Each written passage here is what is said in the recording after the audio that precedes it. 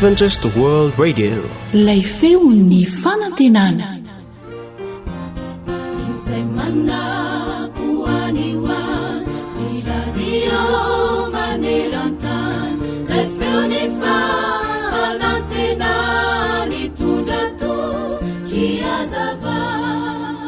Indray andro dia nanontany ity mpamboly kristianina anankiray ny mpifanolobodyrindrina taminy ka nanao hoe: "Ngaralahy o, inona ny antony mahatonga izao zavatra izao e?" "Ny inona hoy ngaralahy? Mifanila ny taninao sy ny taniko. Mamafy vary a rehefa mamafy vary ianao, mampidi-drano a rehefa mampidi-drano ianao, mamboly a rehefa mamboly ianao. Ny ataonao rehetra no mba hataoko ihany koa. Kanefa noviana dia tsy mba betsaka tahaka ny vokatra azonao ny vokatra azoko. Inona loatra ny mahatonga ny fahasamihafany e? Mba lazao amiko re?" hoy Ngara Jaona.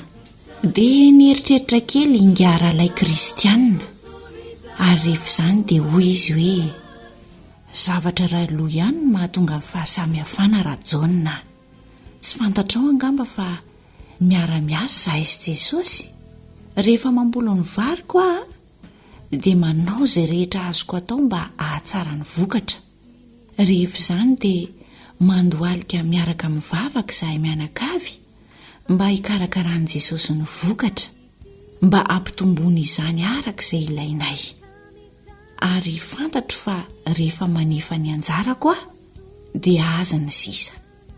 Izao mantsy ny teny fikasan'Andriamanitra ho antsika arak'izay voasoratra ao amin'ny Malaki 3:10 sy 11 manao hoe: "Entonareo ny fahafolo-karena rehetra ho ao amin'ny trano firaketako mba hasikanina ao an-tranoko.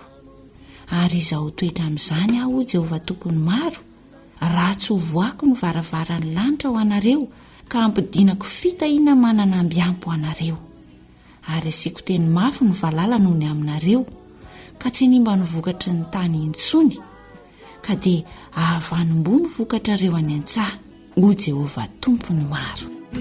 Miteny ny Baiboly hanisan'andro no fonaina, rasoao am-pofaza malaina, fatomotrany andro izao.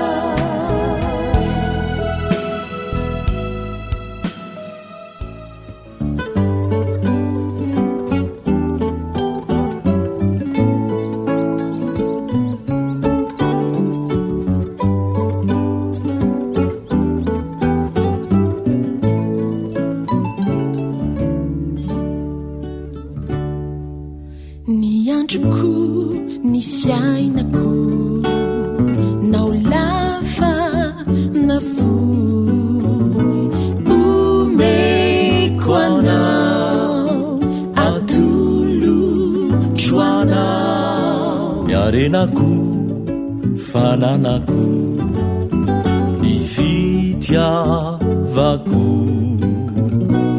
omeko anao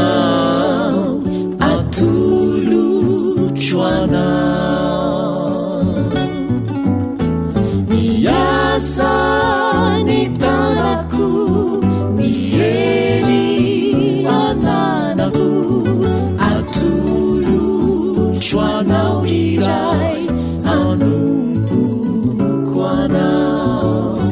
Ny foko sy saiko eniatra miniaiko, atokako anao iray anompoko anao. Tarika Ambasadora.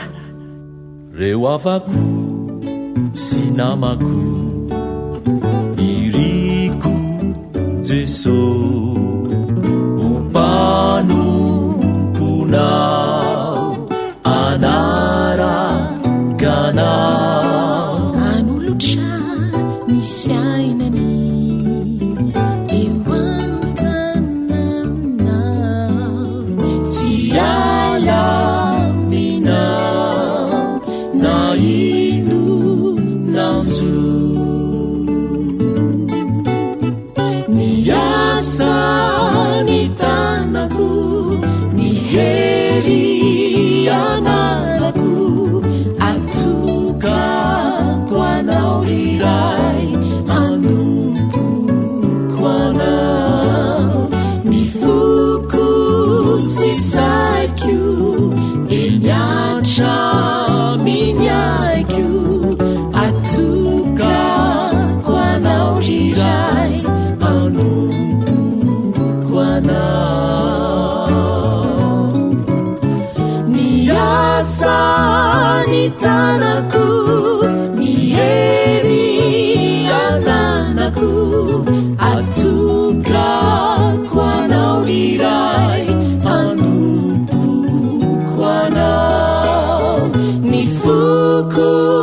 sisaiko enyatra miniako atokako anao iray hanompoko anao zay lay onjany fanantinana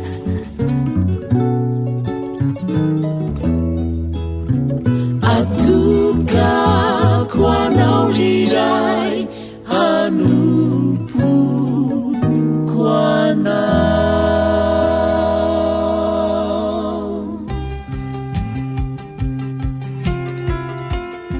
sakafo mahasoa mahasalama mahavelona atolotry ny feon'ny fanantenana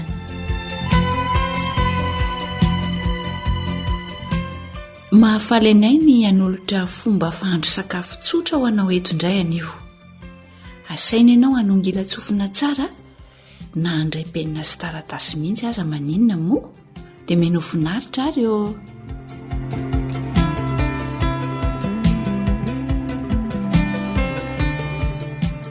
misy ireo karazana sakafo izay azontsika atao solony vary mahafinaritra ihany koa ny mihinana sakafo miovaova kondeha ary ny fomba fandrahoana koba katsaka atao solom-bary no hoentina ao antsika eto anio dia ireto indray ary ny zavatra ilaina koba katsaka 1 kilao latsaka fahefany dia mila frômazy sika 100 grama menaka 2 sotro eo dia ny sira moa arak'izay tianao mila manao lasosy voatabia na tomaty ihany koa isika saingy andeha aloha ho sarahantsika tsara ny fomba fikarakarana ny reto sakafo reto dia avy eo mikarakara ny lasosy voatabia indray isika averina izany aloha zavatra ilaina miaraka amin'ny koba katsaka mila koba katsaka isika 1 kilao latsaka fahefany dia frômazy 100 grama menaka 2 sotro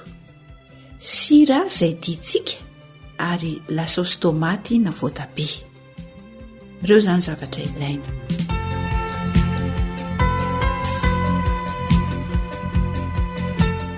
ny ataontsika voalohany izany dia mampangotraka rano isika rehefa mangotraka ny rano dia arotsaka ao ilay koba katsaka izay efa nafangaro tamin'ny rano mangatsiaka mampangotraka rano kely izany isika dia arotsaka ao ny koba katsaka izay efa nafangaro tamin'ny rano mangatsiaka ny antony moa nampifangaroana ny koba katsaka tamin'ny rano mangatsiaka tery am-boalohany dia mba tsy hivaingambaingana intsony ny koba katsaka tsika rehefa arotsaka ao anatin'ilay rano nampangotrahana izany hoe izay mamparihatra n'ilay koba katsaka izany no antony nampifangaroana ilay rano mangatsiaka tamin'ny koba mba tsy hivaingambaingana izy rehefa arotsaka ao anatin'ilay rano mangotraka dia arotsaka ihany koa ny sira sy ny frômazy efa nomanina tery aloha ary ny menaka ny frômazy moa dia azontsika potehina madinika kikisana ohatran'ireny mikika karaoty ireny dia arotsaka ao anatin'ilay koba katsaka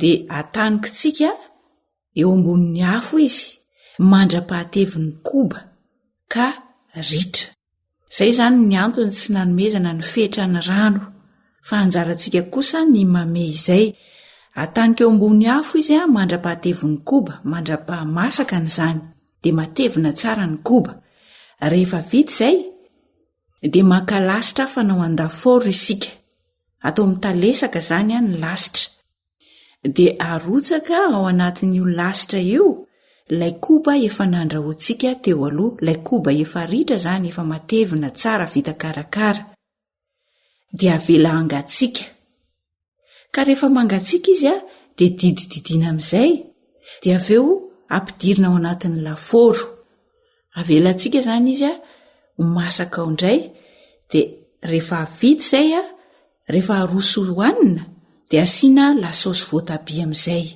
marihana moa fa izy ity dia hohanina miaraka amin'ny laoka tena mety tsara mihitsy mamerina indroma antitrantotra andeha averina foy ilay fomba fikarakarana azy teo tsotra alaitsika ny koba katsaka dia afangaro amin'ny rano mangatsiaka kely mba tsy hivaingana izany izy ireo avy eo dia mampangotraka rano isika rehefa mangotraka ny rano dia arotsaka ao amin'izay ilay koba katsaka efa mifangaro tamin'ny rano mangatsiaka teo eo andanin'izany efa nokikisantsika ny fromazy 100 grama dia arotsaka ao anatin'ilay koba-katsaka miaraka menaka sy ny sira arak'izay tiantsika. Dia andrahoinao izy mandra-patevin'ilay koba ka ritra tsara. Alaintsika amin'izay ny lasitra rehefa ritra ny koba. Lasitra fanao andafôro izany. Dia arotsaka ao anatin'io lasitra io ilay koba efa ritra iny. Avelantsika izy hangatsika. Izany hoe manana endrik'ilay lasitra izany izy rehefa tafiditra ao amin'ilay lasitra dia avela hangatsika. Rehefa mangatsika izy dia didina arak'izay itiavanao amin'ny habeny dia avy eo averina atsofoka ao anatin'ny lafaoro mandra-pamasakany. Rehefa masaka izy hohanina dia asiana lasosy voatabia amin'izay. Marihana fa azo hohanina tsara miaraka amin'ny laoka izy ity.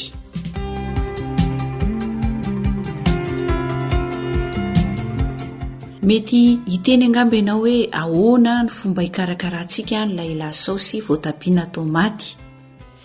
Ny fomba fikarakarana azy dia tsotra. Mila voatabia voatetika tsika 1 kilao. Tongolo oignon na tongolo Egypta 4. Mila thym isika fehezany anankiray efa tangosana tsara izany. Dia tongolo gasy asiny 4. Menaka 2 sotro, lafarinina 2 sotro, siramamy eraky ny sotro kely ary sira arak'izay tiana. Io izany ilay anaovantsika ny lasosy ho ampiarahana amin'ny koba-katsaka.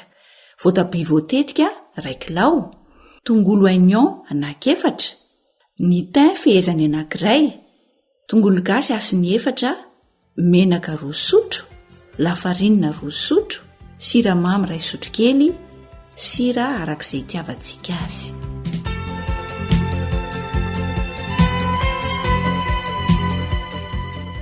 Rehefa vonona ireo zavatra ilain'ireo dia toy izao ny fomba fikarakarana ny lasositsika. Ny voatabia moa raha mety aminao dia azonao voasana hiala ny hodiny. Ny tongolo Egypta ihany koa rehefa voasasa dia voasana dia tetehana. Toy izany ihany koa ny thym tangosana dia ilay raviny iny izany no ilaintsika. Ny tongolo gasy ihany koa voasana. Avy eo dia afanaintsika ny menaka. Dia endaendasinao ny tongolo Egypta, ny voatabia ary ilay thym. Rehefa mendimendy izy dia potserina mba halemy tsara. Izany hoe raha manana fitaovana fanapotserana legioma ianao dia izay ny tena mety. Fa raha tsy manana ianao dia azonao voasana ilay voatabia mba tsy isiany mivaingambaingana. Dia andrahoinao izany miaraka ireo rehetr'ireo dia totoinao mba halemy tsara. Dia asiana sira izany. Avy eo rarahana an'ilay lafarinina izay noresahana tery aloha ka mamety azy ilay lafarinina 2 sotro iny. Asio rano kely aloha mba tsy hivaingambaingana. Izay vao arotsaka ao anatin'ilay lasosy voatabia ny karakaraintsika. Dia aza avela hangotraka mihitsy fa atao afo malefaka dia aroarona mandrakariva. Asio siramamy raha somary marikivy ny lasosy. Tsotra izany ny fomba fikarakaranao ny lasosy voatabia fa mampiavaka azy fotsiny dia totoina mba halemy tsara ity lasosy ity izay vao ampiarahana amin'ilay koba-katsaka.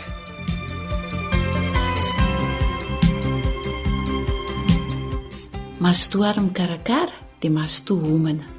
Na manao fanjana nanolotra izany ho anao teto miaraka tamin'ny samy manandray feo sy ny sahana ny lafin'ny teknika.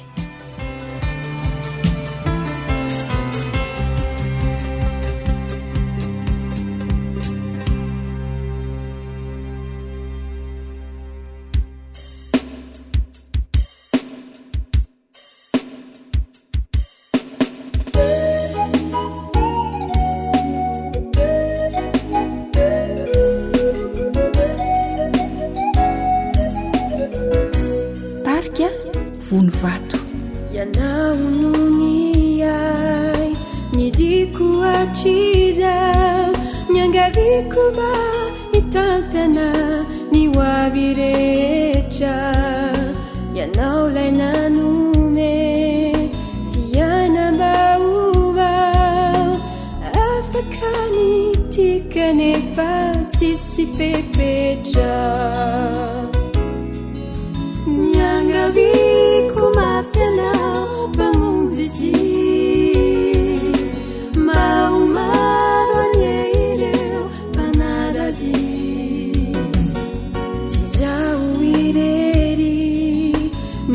tsy overy vao ireo malalanay antsoky mbandra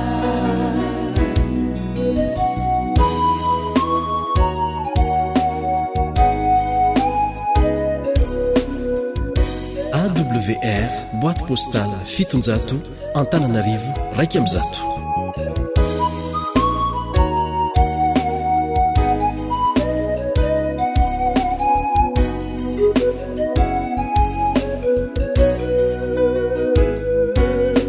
Ianao namorona ny fianakaviana ka satrinao iray mandrakizay tsy tiantanian fa any andanitran ray sireny zanaka tsy ireo taranaka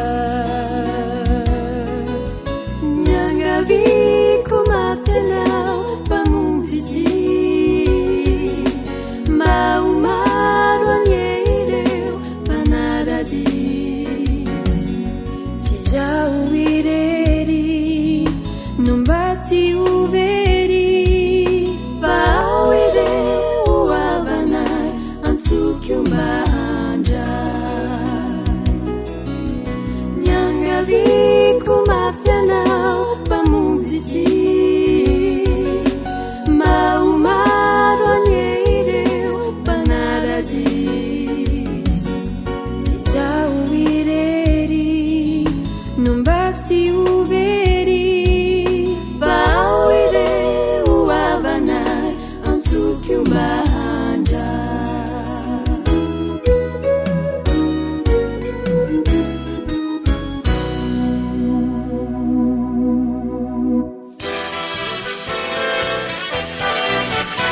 AWR manolotra ho anao feo ny fanantenana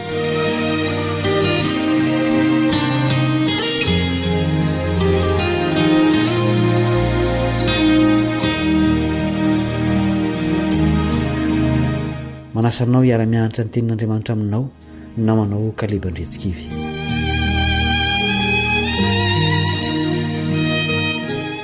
Mampanantena famelan-keloka ho an'ny mpanota miverina aminy Andriamanitra. Tena azo antoka sady maimaim-poana ny famelan'ny fahadisoantsika. Nilaza kosa nefa Jesosy fa eloka iray ihany ny tsy azahoana famelana. Inona ary io eloka io? Manasanao hiara hitady ny valiny ao amin'ny tenin'Andriamanitra. Andelo isika hivavaka.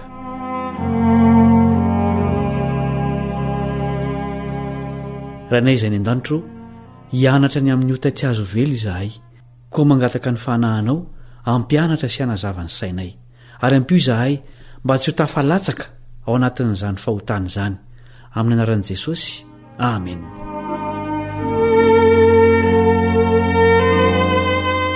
Namon'olona tany Egypte Mosesy rehefa nahita Egyptiana nampijaly ny rahalahiny. Novonolofaty io Egyptiana io ary nasitriny tao anaty fasika ny fatiny. Nandositra tany anefitry Mosesy rehefa avy eo no nifantatry ny olona ny eloka nataony. Exodosy 4:1-12. Nangataka famelan-keloka izy ary dia neken'Andriamanitra. Noraisiny avy eny anefitry Mosesy ary nofidiny hanafaka ny zanak'Israely tamin'ny fanandevozan'ny Egyptiana. Nanjary lehilahy mairin'Andriamanitra Mosesy mpamon'olona. Izy nitolorina ny didy 10 teo an-tendrombohitra Sinay ary nahita ny voninahitr'Andriamanitra. Mazavety fa tsy ny famon'olona no eloka tsy azo ovela. Jakoba dia nandainga tamin'ny fotoana itsofandrano an'i Esau. Nofitahany rainy ary azo ny tsodrano. Voatery nandositra ny fahateziran'ny rahalahiny izy, kanefa dia niseho tamin'i Jakoba tamin'ny alalan'ny nofy Andriamanitra. Nangataka famelan-keloka Jakoba ary dia nahazo ny teny fikasana avy tamin'Andriamanitra izy. Hoy izy taminy: ary ino zaho ombanao ka hiaro anao amin'izay lalakalehanao rehetra, ary ampody anao indray ho amin'ity tany ity, fa tsy andao anao aho mandra-panaoko izay voalazako aminao. Genesis 8:12. Tsy nilainga koa izany no eloka tsy azo ovela. Nandaho tsy nahafantatra an'i Jesosy Petera tamin'ny fotoana izay nilany Jesosy azy indrindra. Bebaka nefa izy taorian'izay ary petera ny ova fo tanteraka no indro ary petera ny ova fo tanteraka no indro mijoro tsy amitahotra nandritra ny andro pentekosta. Nampiasain'ny fanahy masiny petera ary dia olona 3,000 no vedapatisa tao anatin'ny ray andro monja. Asan'ny apôstôly toko 2:7-7. Azo antoka tanteraka ny famelan'Andriamanitra ny heloky ny mpanota mibebaka. Ahoana ny amin'ny Paoly, ilay Saoly ny ova ho Paoly, mpanenjika sy mpampijaly ary mpampahory ny kristianina voalohany.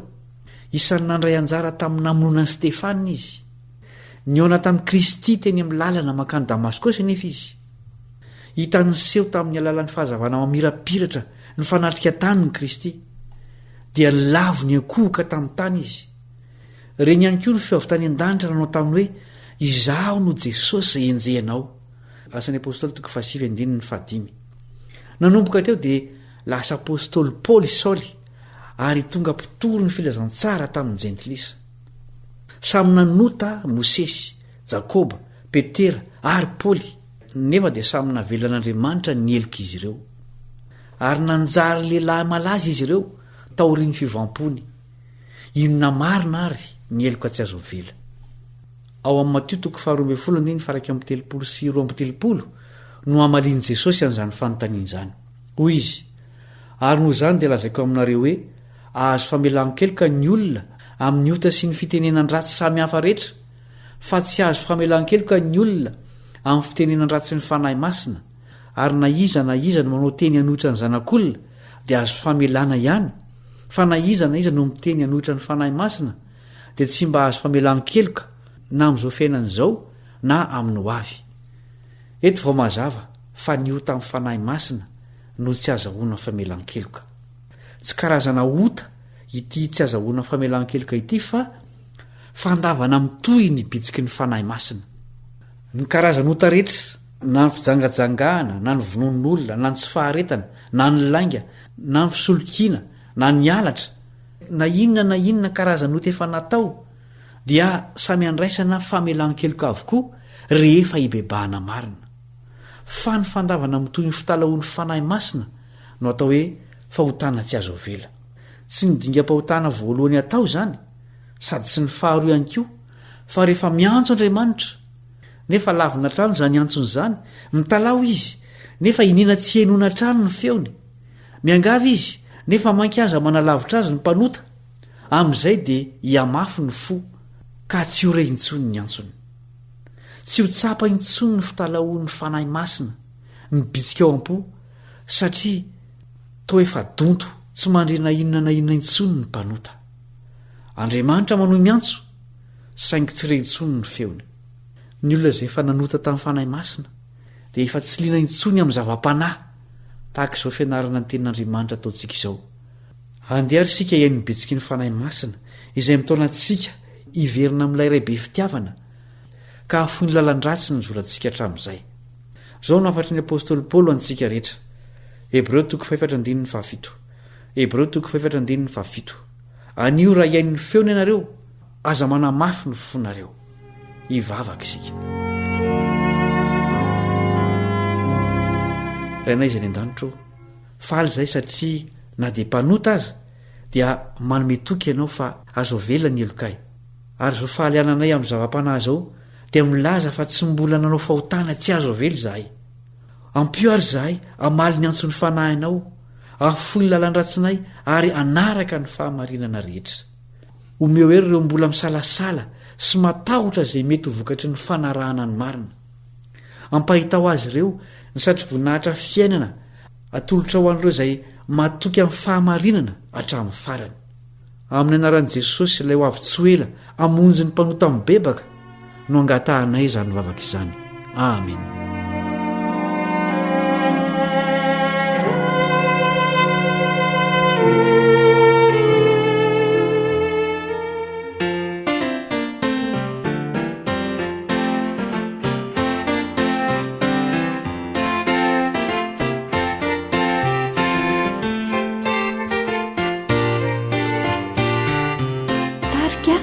Roama. Rayo ifunna kutukutuko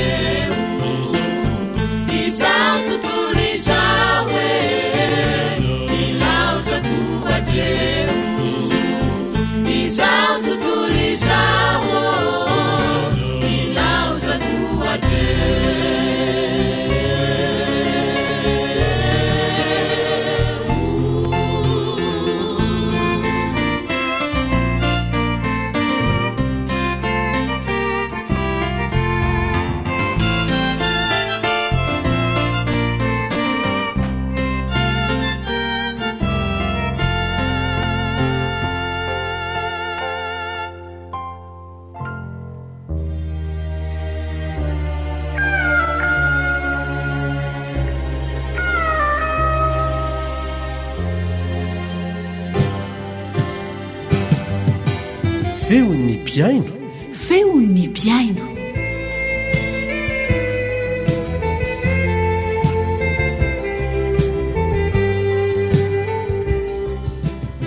misaotra an'andriamanitra isika fa afaka mihoana indray amin'ny alalan'ity onjapeo ny feon'ny fanantenana ity ao anatin'izao fandarana feon'ny piaino izao dia manana vahiny namana mpiara-miaino ihany koa ny studio ny radio adventiste manero an-tany ny anaranao rahalahy raha tsy ary falabina livaniaina aiza moa zany ya aiza no mipetraka ianao za ny dorodoso no mipetraka eto Antananarivo zany Antananarivo ya isika rehetra dia mahalala fa ny antony fisian'ny fiangonana dia fitoriana ny filazantsara ny mambra tsiraray ao anatiny ao a dia samy manana talenta na fanomezam-pahasoavana ny men'andriamanitra azy ahafahana manatanteraka ny anjarany amin'izany fitoriana ny filazantsara izany anisan'izany ny rahalahy izay miaona amintsika eto a hijorovavolombelona amintsika izy ny amin'ny fomba izay hitoriany ny filazantsara tsy eto Antananarivo ihany fa any amin'ny faritra lavitra dia lavitra any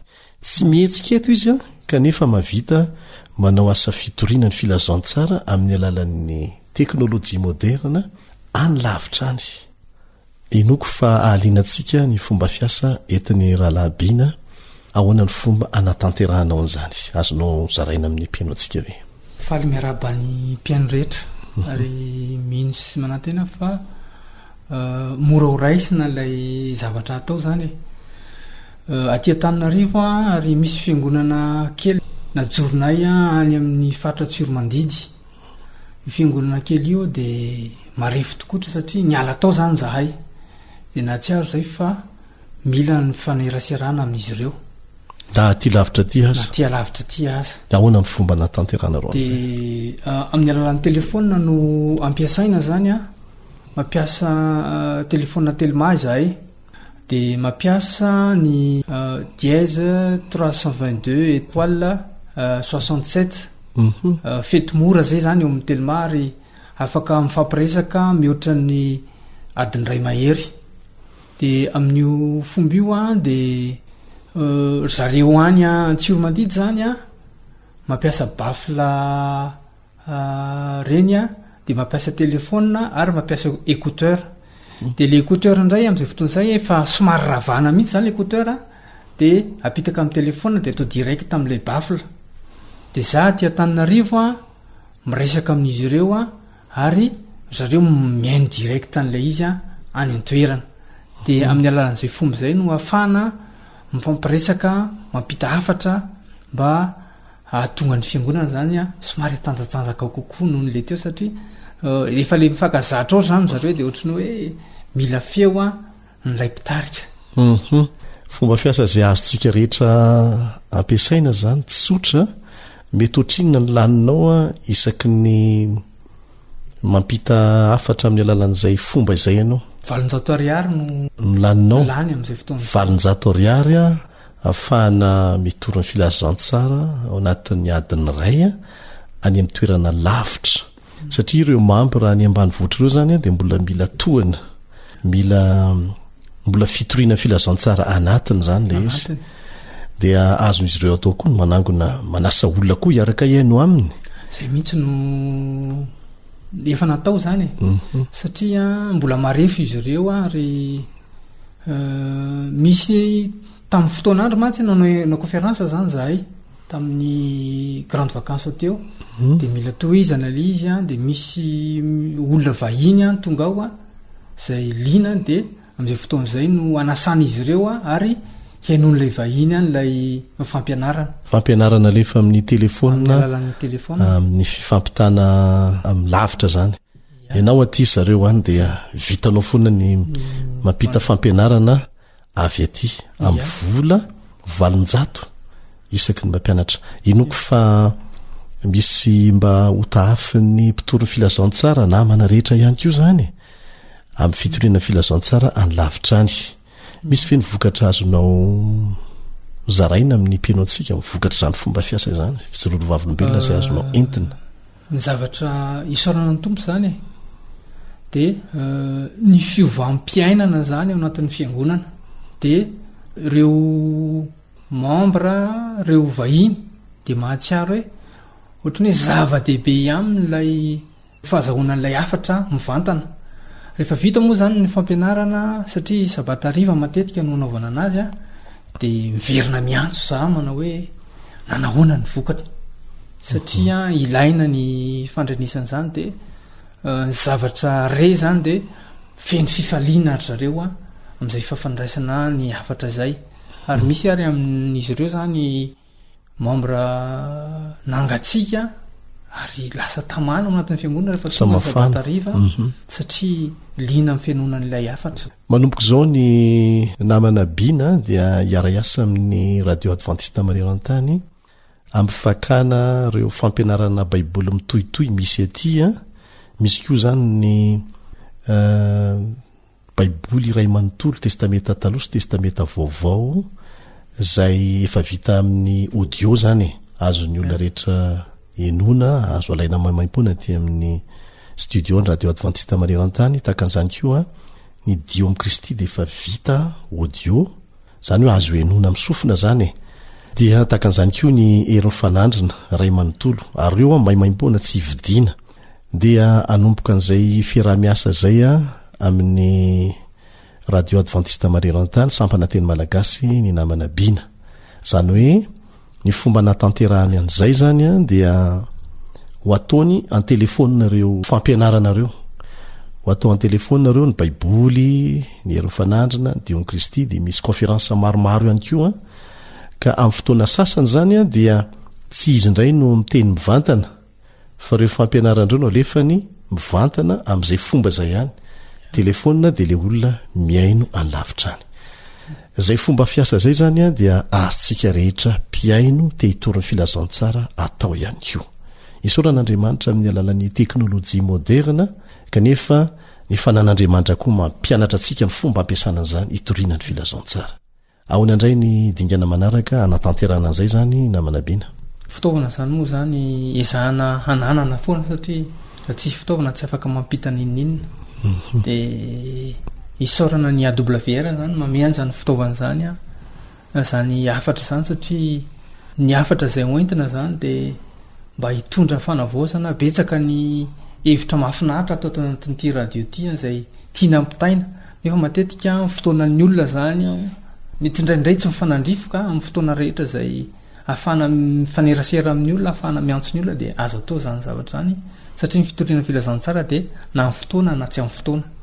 Namanabiana mety misy mpiaino namatsika mpitoro ny filazantsara namatsika linany amin'izay fomba fiasa ataonareo zay eo amin'ny lafiny teknika mety anahirana azy le hoe ravana mihitsy le écouteur dia mety hitady fanampiana aminao izy azonao atao ve ny manampy azy ireny?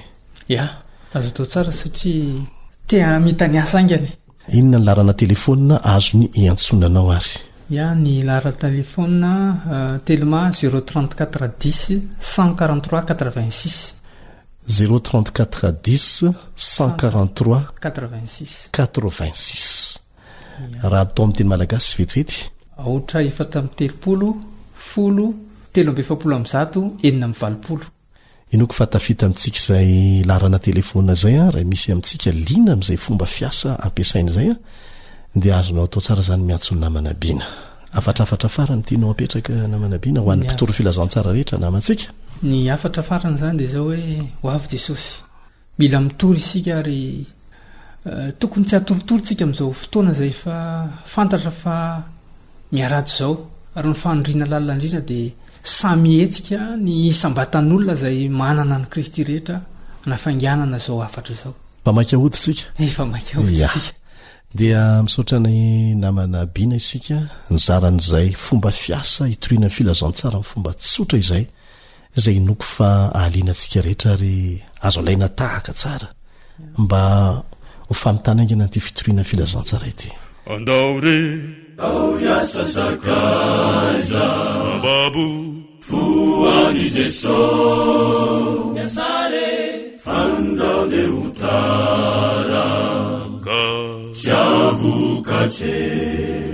Andao re ao iasa sakaiza babo foani Jesosy miasare fandao de utara ka siavukache.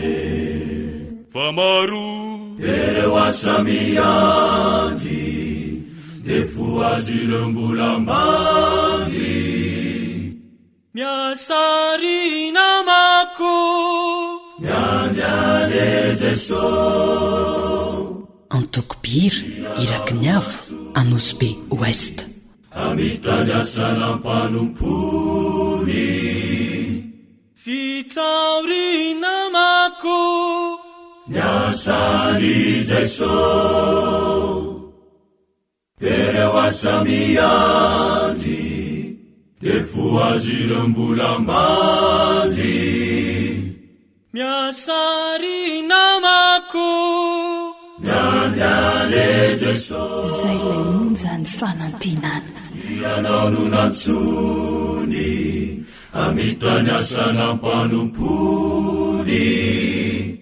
fitauri namako miasany Jesosy. Miasany Jesosy, miasany Jesosy, miasany Jesosy, miasany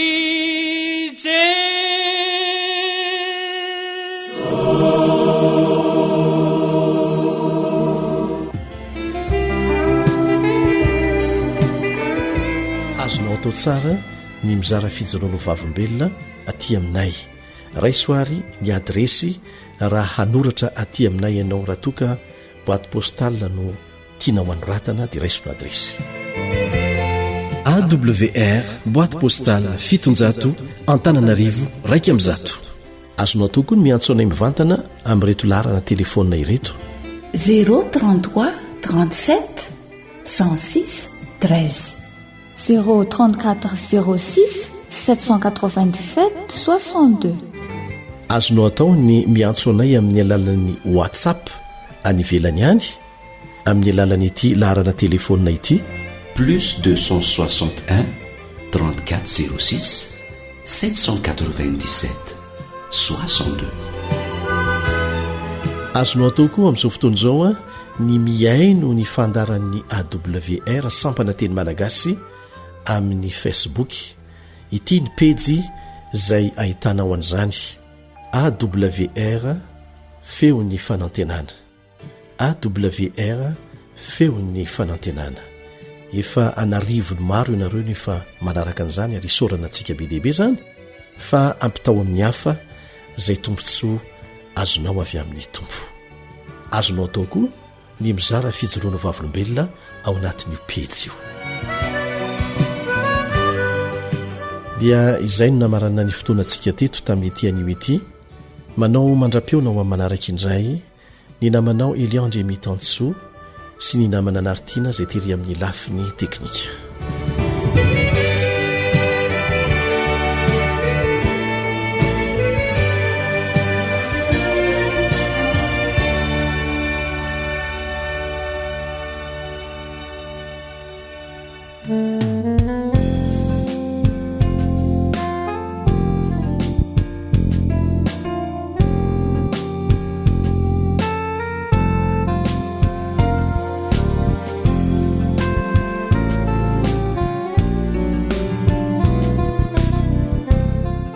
Antoko pihira ako ny trompetra volamena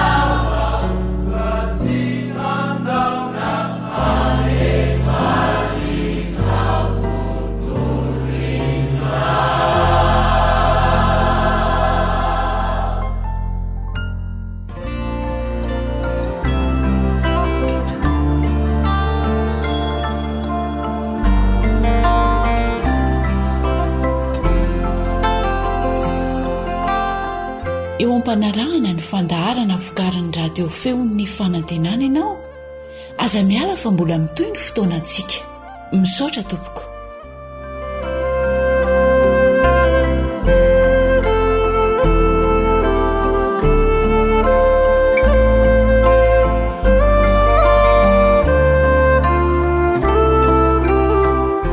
You are listening to Adventist World Radio, the voice of hope.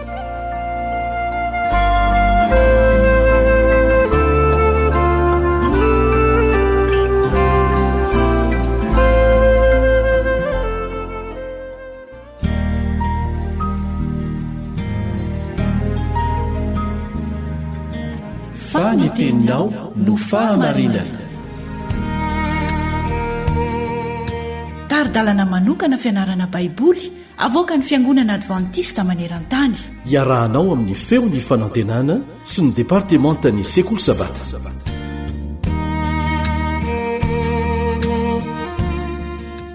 Anio isika dia iresaka mikasika an'ilay Andriamanitra izay nahary antsika. Miaraka aminao eto ny mpiara-mianatra aminao Eliandry Amtanso. Tao amin'ilay Andriamanitra izay namorona izao tontolo izao ary namorona antsika olombelona no ny andohan'ny fiainana rehetra.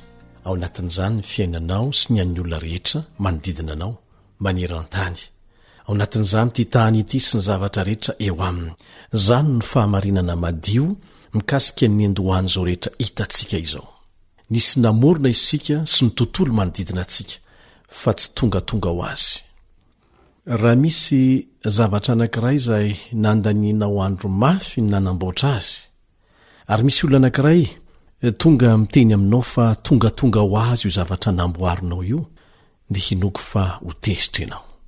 Ka raha isika aza afaka mamorona zavatra ary tsy tonga ho azy dia ny zavatra ny forontsika ireny izay mampitolagaga mihitsy aza ny akamarony, maika fa ilay Andriamanitra namorona antsika.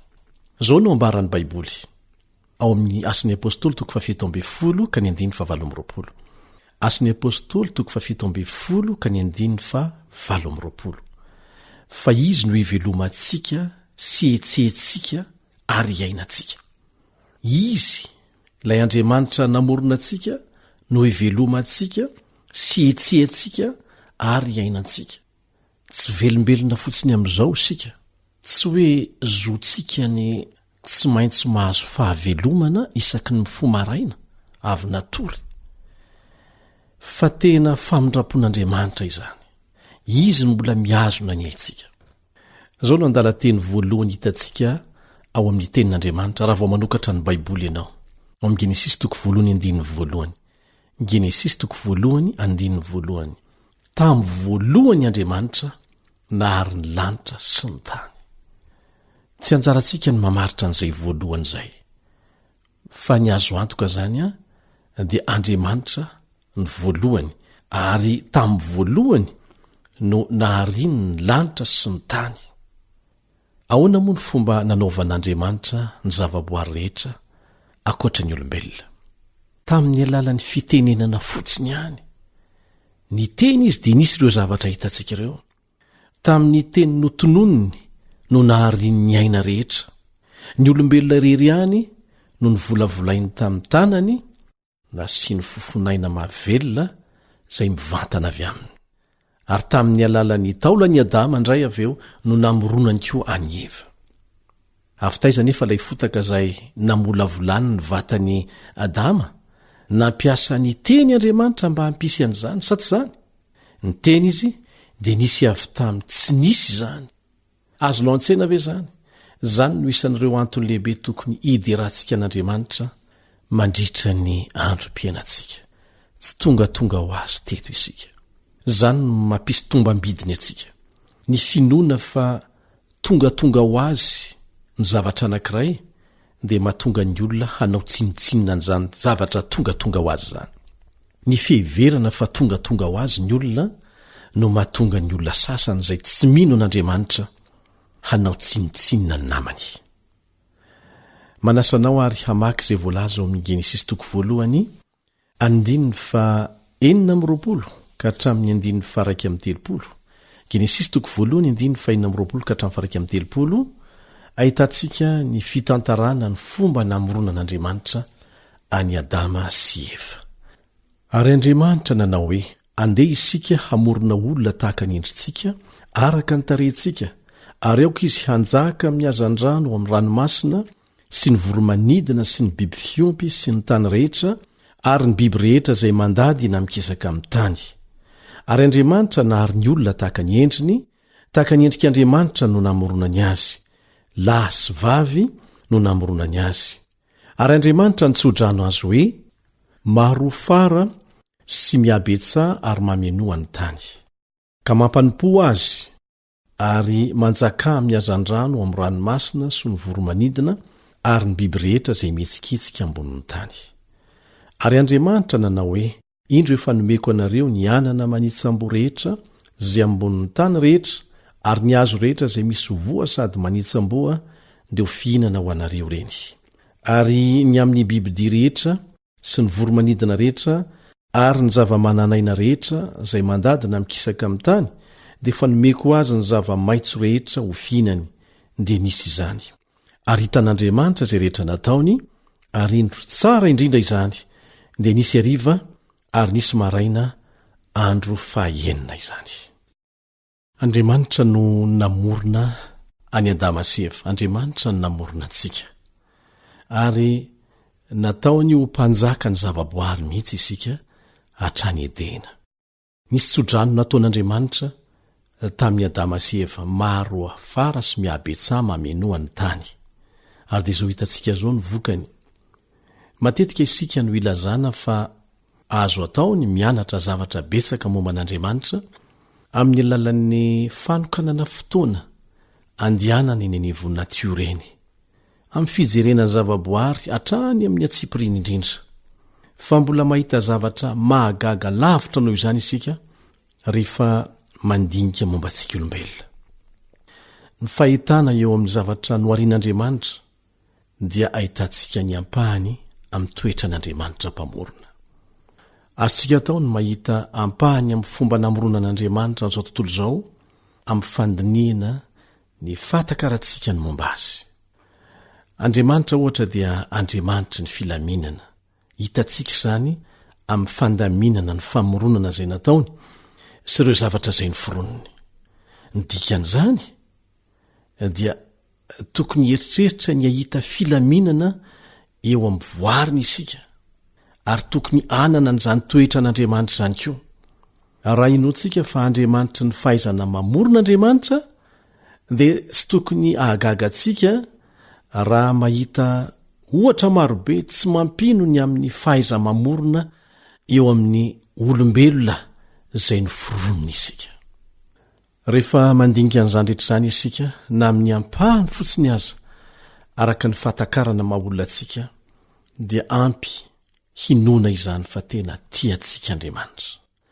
No ariany mba ifandray, ifameno ny zavaboary rehetra, dia tahaka an'izany mihoatra noho ny zavaboary isika olombelona. Mifandray ny zavatra rehetra no arian'Andriamanitra. Nataony ifandray na ny biby na ireo zavaboary hafa, dia tahaka an'izany koa tsika olombelona izay nataony hanjaka amin'ireny zavaboary ireny. Eny, tsy takatry ny saintsika voafetra ny zavatra rehetra momba an'Andriamanitra. Fa izay rehetra nasehony antsika dia ampy hinoantsika, izay no lazainy antsika. Izay hitantsika dia tokony hanampy antsika isaina bebe kokoa ny amin'ny fanirian'Andriamanitra ho an'ny fiainantsika. Samy maneho an'Andriamanitra ny tany sy izay no arian'Andriamanitra, ary indrindra fa isika olombelona izay noforonony tamin'ny fomba manokana. Rehefa nanaiky moa isika, nanaiky ny laingan'ny Satana, dia nanjary tafiditra ny fahotana ary nitondra olana be dibe eto amin'ity tany ity izany. Tsy tapesipesena ny vokatry ny fahotana, ary navelan'Andriamanitra iseho mihitsy ny vokatry ny safiditsika ahitantsika fa mpandainga Satana. Raha mbola miaina eto amin'ity tany izay simba amin'ny fahotana ity isika, dia tokony hanampy antsika amin'ny fahalalana momba an'Andriamanitra, atakatra bebe kokoa ny fiainana ny fomba izay namoronan'andriamanitra izao tontolo izao namoronana antsika eo amin'ireo zavaboary manodidina antsika na dia efa simba amin'ny fahotana aza dia mbola ahitantsika ny voninahitr'andriamanitra ary mihoatra anao izany rehefa mahita ny pilany ny famonjena isika dia tokony hisaotra n'andriamanitra sy hidira azy ary hatoky fa ny pilanina nomeny ihany no tonga antsika ho tafaverina amin'ny laony indray aoriana ny fiavian' Jesosy indray eny amin'ny raony lanitra ny faniriako dia mba tsy ho diso anjara amin'izany ianao amen.